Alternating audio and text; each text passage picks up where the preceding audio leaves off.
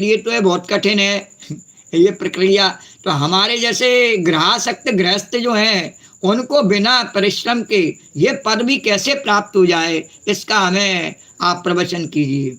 नारदवाच अरे गृहस्वेव स्थितो राजन क्रिया कुर्वन् ग्रहोचिता वासुदेवार्पणं साक्षात् उपासीता महामुनिम। अरे श्रवण भगवतो भीक्षणम अवतार कथामृतम, श्रवण भगवतो भीक्षणम अवतार कथामृतम। श्रद्धानो यथा कालम उपशांतांत जनावृता, श्रद्धानो यथा कालम उपशांतांत जनावृता।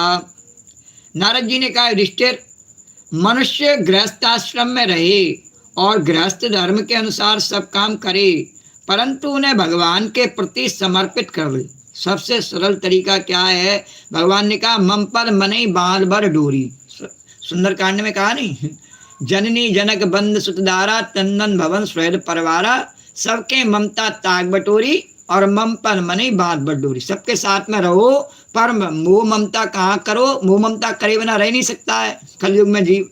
सतयुग में भी नहीं रह सकता, पर कलयुग में तो रह ही नहीं सकता है। तो एक काम करो, भगवान ने कहा जहां भी मोह ममता की जो बात है वो सब मेरे चरणों में बांध दो।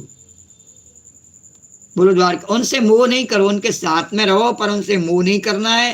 तो बोले कि युधिष्ठिर, मनुष्य गृहस्थाश्रम में रहे और गृहस्थ धर्म के अनुसार सब काम करे, उनका काम भी करे, परंतु उन्हें भगवान के प्रति समर्पित कर दे और उन व्यक्तियों को भी भगवान का ही माने स्वरूप, और बड़े बड़े संत महात्माओं की सेवा भी करे। ऐसा नहीं है कि बस उसी में लगा रहे और भगवान के संत महात्माओं को और विरक्तों को भूल जावे और केवल गृहस्थियों का ही सम्मान करता डूले और विरक्तियों को भूल जावे, दरवाजे पर भी आवे तो उन्हें भगा देवे। बोलो द्वारकाधीश भगवान की। और अवकाश के अनुसार विरक्त पुरुषों में निवास करे, जब भी उसको समय मिले घर के कार्यों से तुरंत जाए और विरक्त पुरुषों के साथ बैठे। ये नहीं ताश चौपड़ खेलने वालों के पास में बैठ जावे।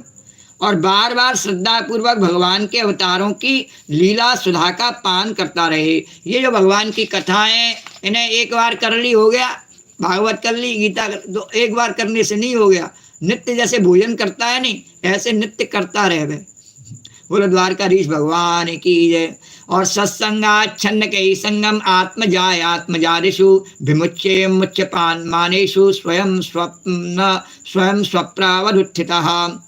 यावदर्थमुपासीनो देहे गेहे च पंडितः विरक्तो रक्तवत् नरोके नरताम्यसेत्। ज्ञातय पितरो पुत्रा भ्रात्रा स्वरूपरे यद वदन्ति यदिच्छन्ति चानुमोदेत निर्ममः। और जैसे स्वप्न टूट जाने पर मनुष्य स्वप्न के संबंधियों से आसक्त नहीं होता है, वैसे ही ज्यों ज्यों सत्संग के द्वारा बुद्धि शुद्ध हो जाए त्यों ही त्यों शरीर, स्त्री, पुत्र, धन आदि की आसक्ति स्वयं छोड़ता चले। और यदि स्वयं नहीं छोड़ सके नहीं तो भगवान से प्रार्थना करता चले, सत्य सत्य इस बात की मांगे नहीं, भगवान से ही प्रार्थना करे ये मेरे से छूट जाए।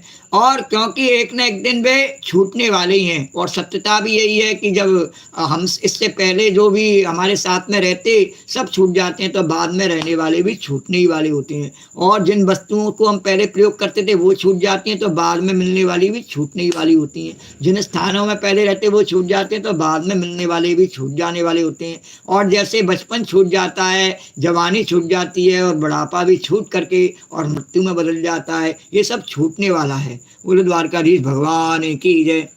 तो सत्संगाच्छन्न के संगम आत्मजाय आत्मजादिषु विमुच्ये मुच्यमानेषु स्वप्नम स्वप्नावरुत्थितः। और यावदर्थमुपासीनो देहे च पंडिता और विरक्तो रक्तवत्तत्र नलोके नरतां नशेर। ज्ञातय पितरो पुत्रा भ्रात्रा स्वरूपरे यद वदन्ति यदिच्छन्ति चानुमोदेत निर्ममा। और बुद्धिमान पुरुष को ही आवश्यकता के अनुसार